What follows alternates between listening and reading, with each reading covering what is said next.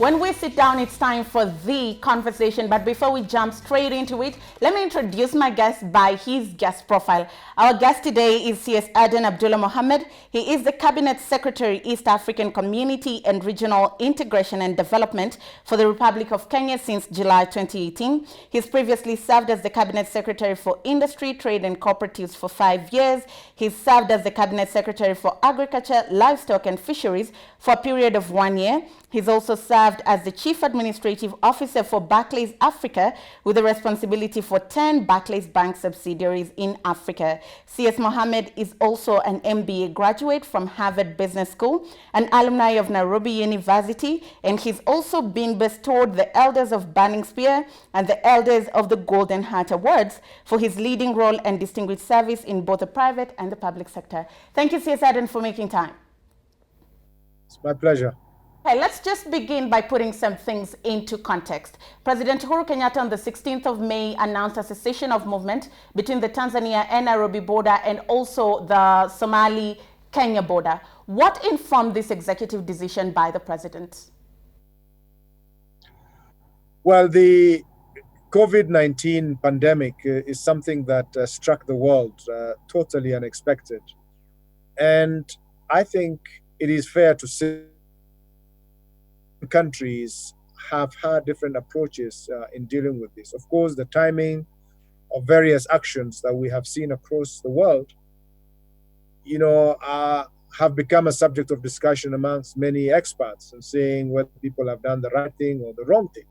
But what is important is every government, like all responsible governments do, have been ensuring that the safety of its citizens become first priority. And the closure of the border between Kenya and Tanzania to movements of individuals and passengers through the land borders only. Remember, movements of cargo has not been restricted in Kenya and Tanzania. Movement of safeguard our citizens to make sure that people who could easily come in without necessarily being tested are restricted from coming into our country, because there's a lot that is going on. And if we are not careful, all the work that is being done within the borders could be undermined by any potential coming into the country of people who may have been positive. Bearing in mind how the news was received in Tanzania and we saw backlash from the Tanga Regional Commissioner, do you think the move to close the Kenyan border to movement of people was well informed? Because one would argue that the EAC protocol on movement of people says there should be free movement. Well, the principle upon which East African community is built is one of making sure that movement of capital, political, ultimately, and establishing a monetary union are all key pillars of the essence of the East African community in the first place. However, COVID has literally shaken every possible understanding of people coming together.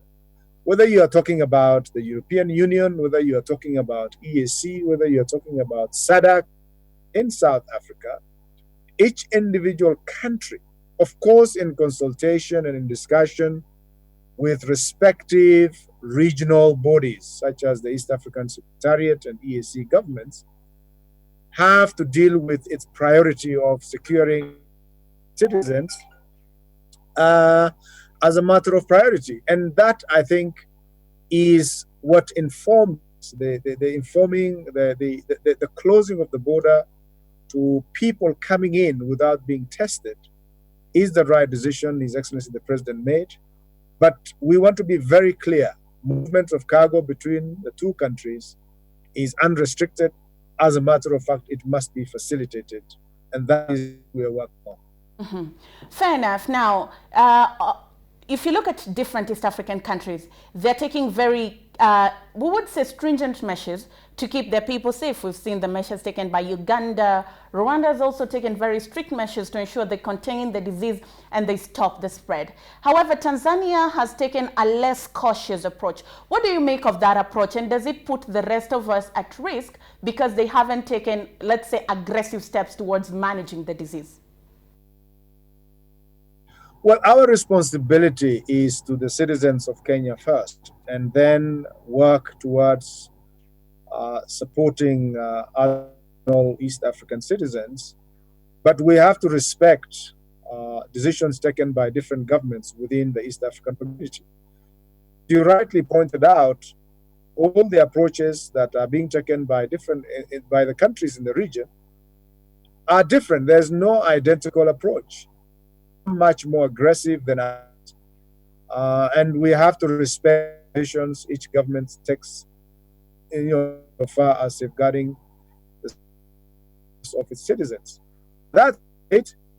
We have to make sure that, whether somebody is being tested in that country, we have to make sure that we protect our borders, that anybody who comes through are tested and, to the country. So the decision to close the border, not only in Tanzania, but in the region, to passengers of passenger vehicles and to individuals, is primarily that people are being advised to stay at home in different countries.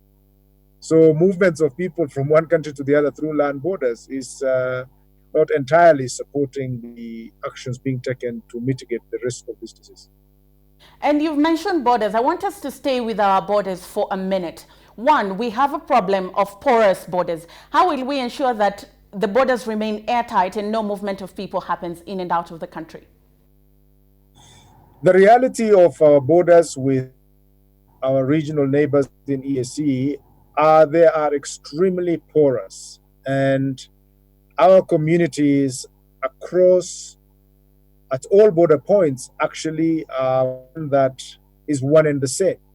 Whether you are talking about Busia border, you see people who have homes on both sides of the border.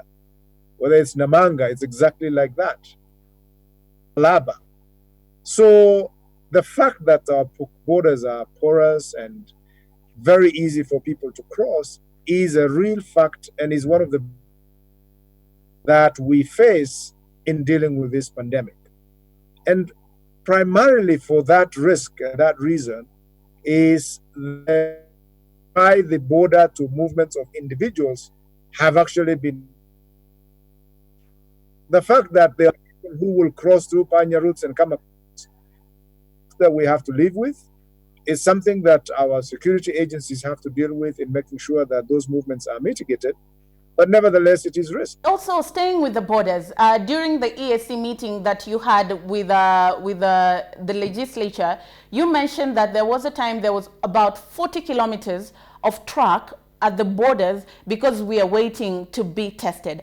Testing at the border is mandatory, that is a given. But how are we going to harness our testing speeds and capacities to ensure that there's no traffic at the borders and goods get to both sides in good time?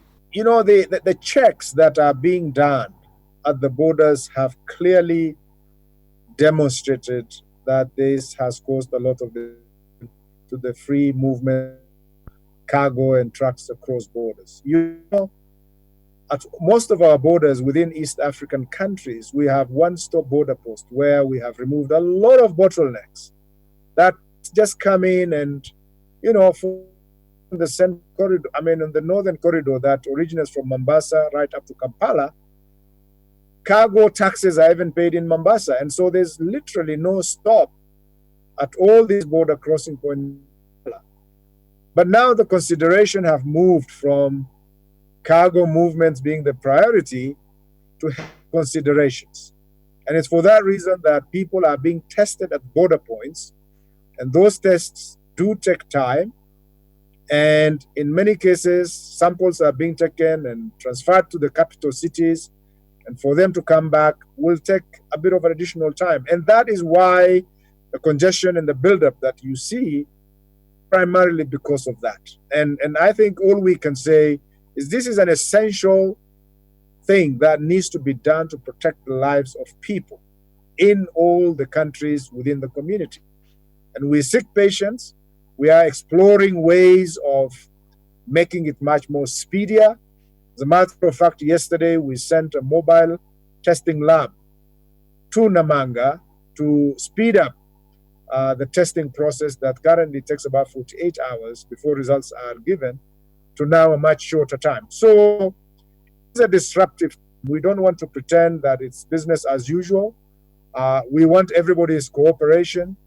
The health colleagues are listening to a lot more than maybe we have been in the past, because this is a pandemic, and we make sure that that becomes number one priority, and other things do follow.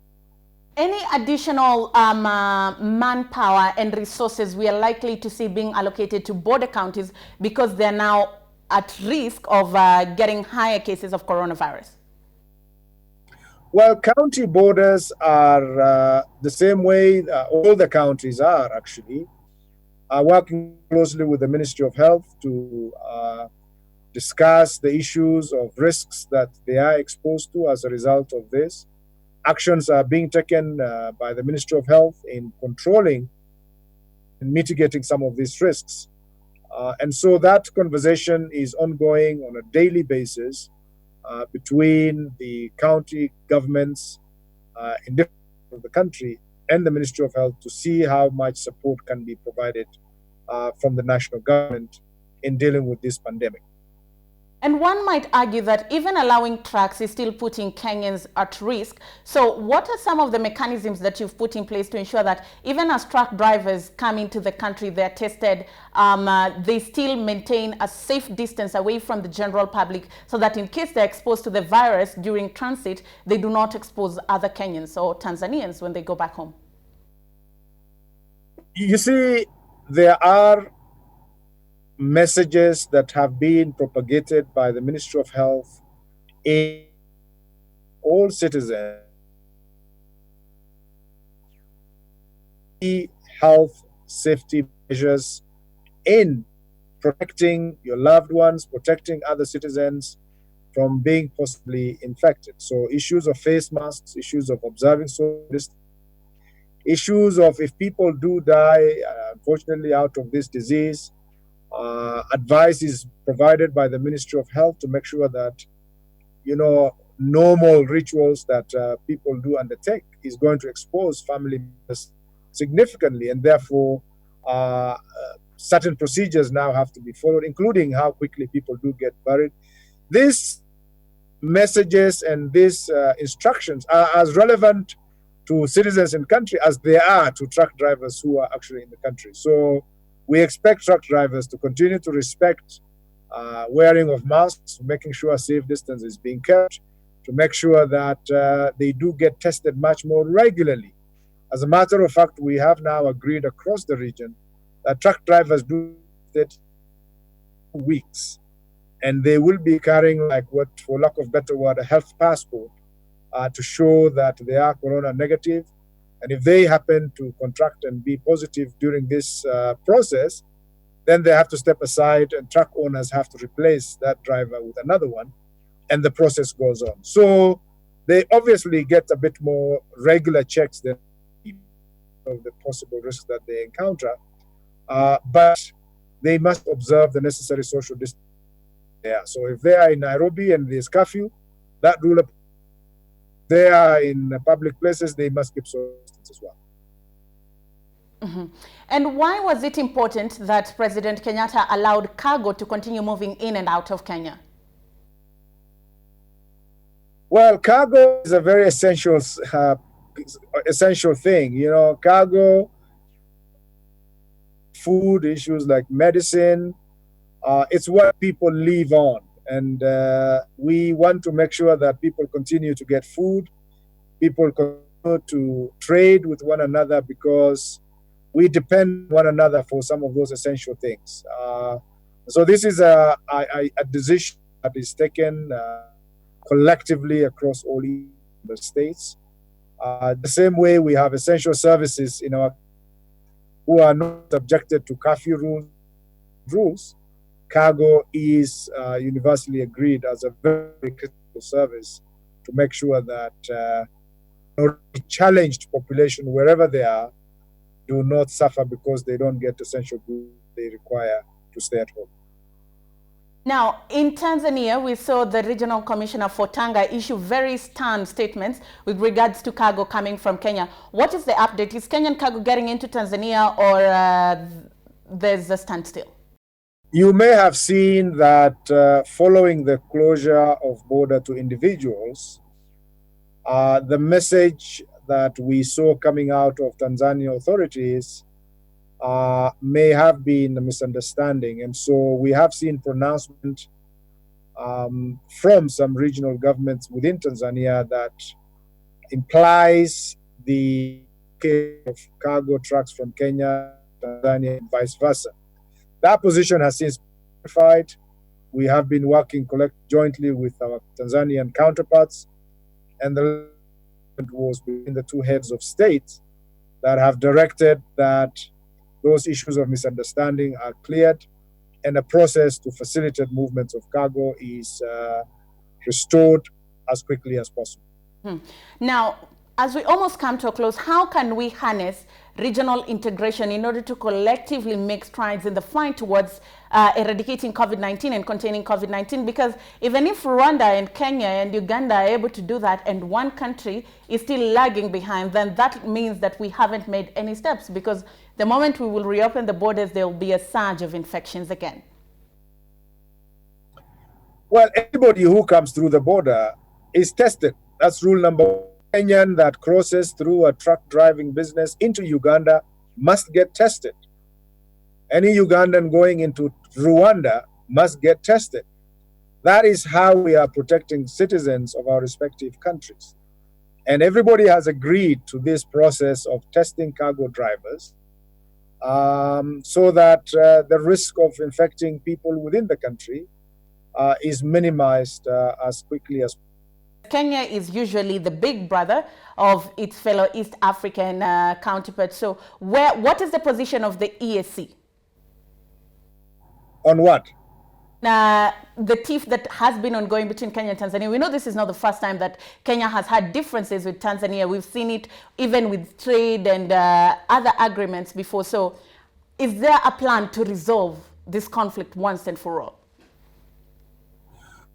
I don't agree that there is a conflict in any way whatsoever between our two countries. What is happening is, as I mentioned to you, a decision that has been agreed amongst East African member states. It will not make much sense to start in through borders who may not, because the testing capacity needs to be significantly enhanced to test. The easier thing and the more to stop and restrict those people coming in through the borders, do not interfere and interrupt essential services. And so this is unusual. And as I said to you, there is a lot of patience that is required and understanding. And misunderstanding will continue in some cases. And it's happening between different countries within the region. All we need to do is that should anything happen, because there are so many people in the chain that have to deal with some of the things, we just need to make sure that at government level we come together quickly, resolve these issues, and move on, appreciating fully that whatever we do should not in the long run undermine the reason for which we came together as EAC countries. Finally, in about 30 seconds, for how long will the borders remain closed? Well, we have decided that individuals coming into the country, because we don't have capacity to test everybody, will remain closed as long as we feel that that risk exists. And, you know, it's the same question as asking how long we have lockdown in Nairobi or Mombasa or other places. And so it is going to be dependent on the assessment that is provided by experts in terms of where we are. And I would imagine some sense of normality would come in as we feel that the actions that is being taken by our government is effective in mitigating, containing this pandemic. CS Adan, thank you for making time. Thank you very much. My pleasure. Well, that's all we had for you on our conversation. But remember, after this, my mic is off and your voice comes on Social Watch.